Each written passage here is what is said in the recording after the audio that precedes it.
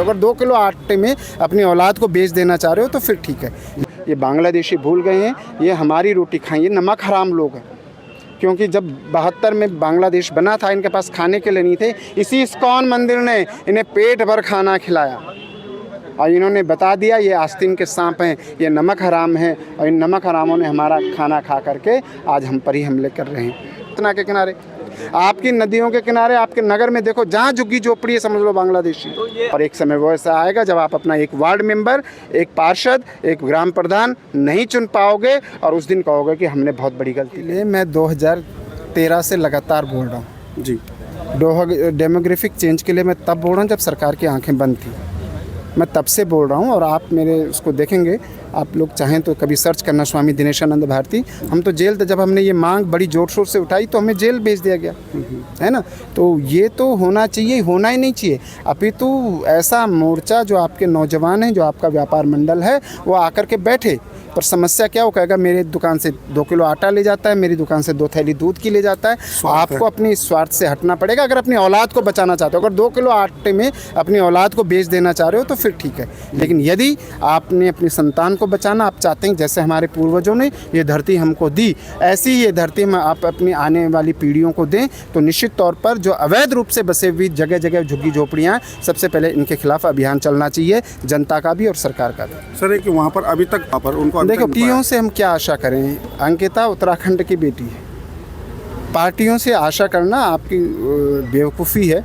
किसी भी पार्टी से हो वो करना, यदि कोई व्यक्ति ये आशा करता कि पार्टी क्या, सरकार क्या, वो करती है लोकतंत्र, जो जनता आवाज़ उठाती है। जनता अगर आवाज़ उठाकर बैठ गई तो वो फिर वो नहीं होता। हाँ, आप और हम, मैं भी उसमें शामिल हूँ, हम सब सरकार से मांग करें कि ये केस फास्ट ट्रैक कोर्ट में हो और जो भी कोर्ट का निर्णय हो वो करे। और अगर हमारे विरुद्ध निर्णय आता तो हम उच्च न्यायालयों में जाएंगे, निश्चित तौर पर जाएंगे। और इसके लिए किसी भी तरह की सहायता की आवश्यकता होगी तो हम लोग चलेंगे, चाहे वो विधिक हो, चाहे वो आर्थिक हो, चाहे कुछ हो।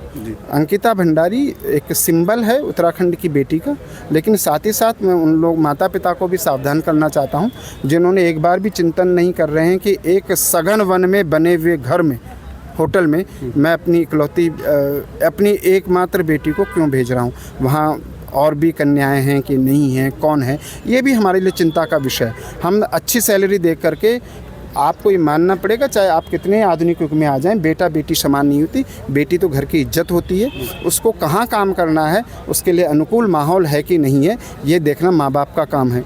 ये उनके माता पिताओं की भी गलती है। जो भी बेटियां आज भी हमारे ऐसे निर्जन स्थानों पर रहने वाले रिजॉर्ट में काम कर रही हैं, वहाँ वो खतरे में, उनकी इज्जत खतरे में, हमारी इज्जत खतरे में है, उत्तराखंड की इज्जत खतरे में। इसलिए ऐसे स्थानों पर न करें। बहुत सारे सार्वजनिक स्थल हैं जहाँ आप, बहुत अच्छा होटल भी है, बहुत सारी चीज़ें, आप जॉब कर सकती हैं। मैं ना तो जॉब के खिलाफ हूँ ना किसी, लेकिन मैं इसके खिलाफ हूँ कि हम अपनी बेटी को कहीं अकेले में छोड़ दें। बेटी मेरे लिए आज भी बेटी है, चाहे वो राइफलमैन बन जाए, चाहे वो सेना में चली जाए, लेकिन मेरे सामने जब वो आएगी एक पुत्री के रूप में आएगी और मेरी बेटी हमेशा बेटी ही रहेगी। उसकी रक्षा करना, उसके लिए अनुकूल माहौल देना, उसके चारों तरफ माहौल का पूर्वानुमान लगाना, ये मेरा कर्तव्य है। और यदि कहीं मैं इस कर्तव्य से भूल रहा हूँ तो चूक हमारी भी है। लेकिन हम फिर भी कह रहे हैं कि हमारी जो माता पिता अभी भी अंकिता भंडारी से सबक लें। अंकिता भंडारी हमारी बेटी है और हमारी बेटी को जैसे भी हनन किया गया, मैं बार बार कह रहा हूँ कि हम सब लोग एक बार फिर से पूरे उत्तराखंड में सघन आंदोलन चलाएं और अंकिता भंडारी का जो केस है उसे फास्ट ट्रैक कोर्ट में प्रतिदिन की सुनवाई पर लाकर करें, तो ये हमारी बहुत बड़ी जीत होगी और इसके लिए हमें कार्य करना चाहिए। आपका नाम है दिनेशानंद। बांग्लादेशी भूल गए हैं, ये हमारी रोटी खाएं, ये नमक हराम लोग हैं। क्योंकि जब 72 में बांग्लादेश बना था, इनके पास खाने के लिए नहीं थे, इसी इस्कॉन मंदिर ने इन्हें पेट भर खाना खिलाया और इन्होंने बता दिया ये आस्तीन के सांप हैं, ये नमक हराम हैं। और इन नमक हरामों ने हमारा खाना खा करके आज हम पर ही हमले कर रहे हैं।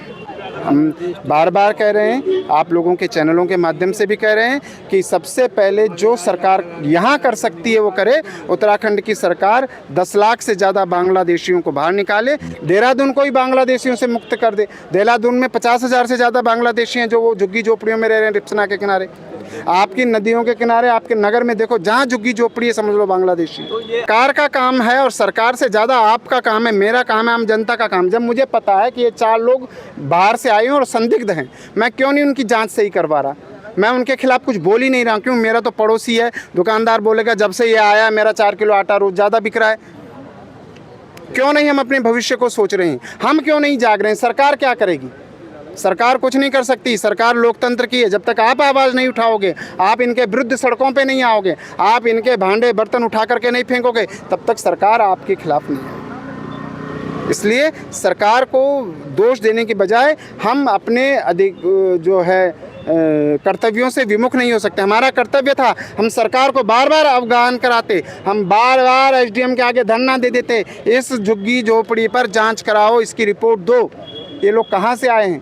इसकी रिपोर्ट सार्वजनिक होनी चाहिए। अवैध रूप से कैसे बस रहे हैं आपकी ज़मीनों पर? नगर आपका महानगर है, एमएनए के यहाँ जा कर के बैठो कि नगर की महानगर की भूमि पर, नगर निगम की भूमि पर कैसे अवैध बस्ती जा कर के बैठ गई है। आप लोग जब सामने जाएंगे, लोग जब सामने जाएंगे, एमएनए को भी ऑर्डर करना पड़ेगा, एसडीएम को भी ऑर्डर करना पड़ेगा, डीएम को भी ऑर्डर करने का, पुलिस प्रशासन को खाली करानी पड़ेगी। लेकिन समस्या क्या है? हम लोग इस चीज़ को नहीं करते, बहुत हल्के में ले रहे हैं। और एक समय वो ऐसा आएगा जब आप अपना एक वार्ड मेंबर, एक पार्षद, एक ग्राम प्रधान नहीं चुन पाओगे और उस दिन कहोगे कि हमने बहुत बड़ी गलती करी थी। इस गलती से बचना है तो आप लोगों को इनको चिन्हित करना पड़ेगा, जनता को, और चिन्हित करके एमएनए को कहना पड़ेगा ये नगर निगम की भूमि है, इस भूमि पर ये अवैध बस्ती बसी हुई, आपको उसको हटाना चाहिए। और मैं कहता हूं कि अवैध बस्तियों को हटाने के लिए सरकार को कार्रवाई करनी चाहिए। जो यहाँ पर है वो कर सकते हैं।